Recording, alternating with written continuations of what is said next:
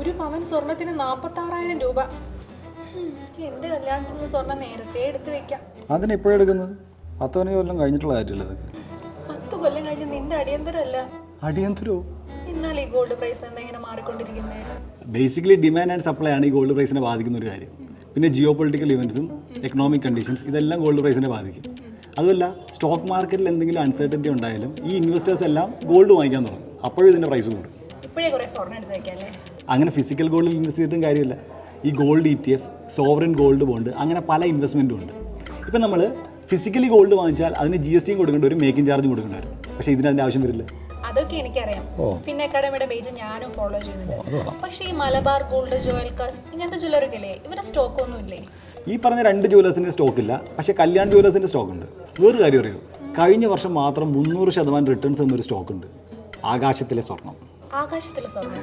sky gold എന്ന് പറഞ്ഞൊരു